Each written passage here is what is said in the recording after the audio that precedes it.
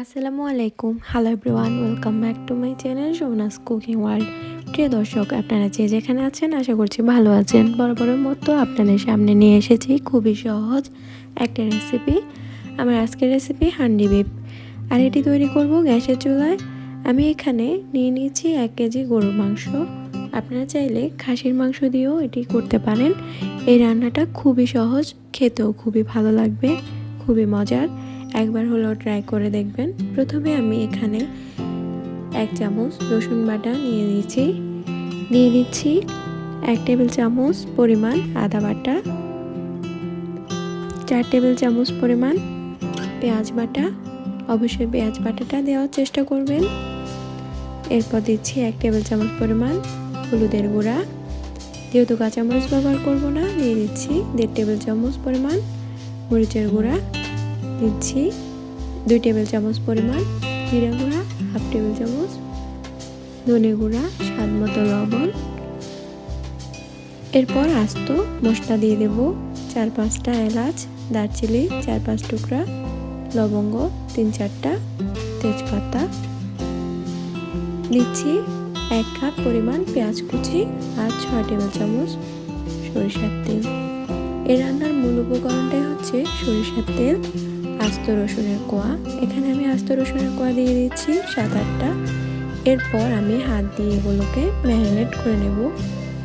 দিচ্ছি 4টা শুকনো মরিচ আস্ত, সবগুলো ম্যারিনেট করে রেখে দেব 1 ঘন্টার জন্য। এরপর আমি চুলায় একটা মাটির হাঁড়ি নিয়ে নিলাম। মাটির হাঁড়িটাকে গরম করে দিয়ে দিচ্ছি 2 টেবিল চামচ পরিমাণ সরিষার তেল। এরপর হাঁড়িটাকে চারপাশ ঘুরিয়ে সরিষার তেলটাকে মিশিয়ে নিচ্ছি পুরো সাইডে।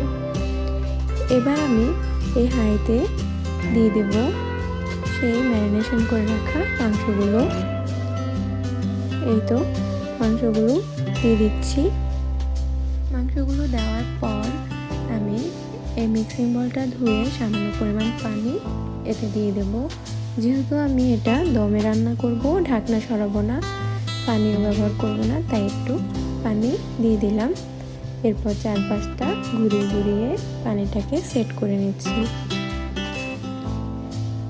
এরপর আমি আটা দিয়ে এর মুখটাকে ভালো করে ঢাকনা দিয়ে বন্ধ করে দেব, যাতে করে কোনো ভাপ না আসে। এই তো হাঁড়ির চারপাশে মুখে আটা দিয়ে ভালো করে ঢাকনা দিয়ে চেপে সেট করে নিচ্ছি। এবার চুলায় হাঁড়িটা বসিয়ে দিব। চুলার আঁচ আমি রেখেছি এখানে লোয়ে মিডিয়ামের মাঝামাঝি রেখে 3 মিনিট আমি এটাকে রান্না করব। 3 মিনিট পর আমি চুলার আঁচ একেবারে লো করে দেব। এই তো 3 মিনিট পর আমি চুলার আঁচ একেবারে লো করে এই রান্নাটা করব। আমার এই রান্নাটা করতে সময় লাগবে প্রায় 1 ঘন্টা 10-15 মিনিটের মতো, এর বেশি সময় লাগবে না। এর মাঝে আমি 30 মিনিট পর হাঁড়িটাকে হাত দিয়ে ঘুরিয়ে 4-5টা নেড়ে দেব, যাতে করে নিচে লেগে না যায়। যেহেতু আমরা এটাকে দমে রান্না করছি, লেগে যাওয়ার সম্ভাবনা থাকতে পারে, আর সেজন্য 30 মিনিট পর আমি হাঁড়িটাকে নেড়ে দেব।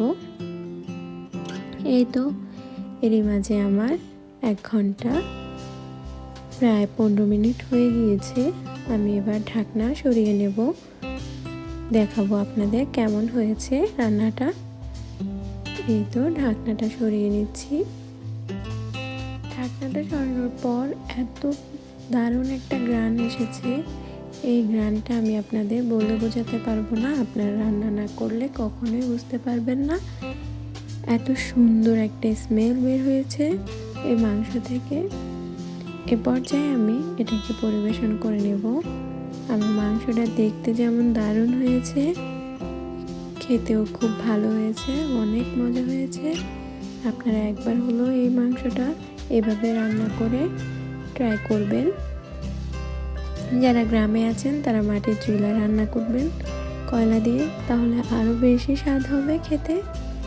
আশা করছি আমার রেসিপিটা আপনাদের কাছে ভালো লেগেছে। ভালো লাগলে লাইক, সাবস্ক্রাইব এবং শেয়ার করবেন আপনার ফ্যামিলি ফ্রেন্ডসের সাথে।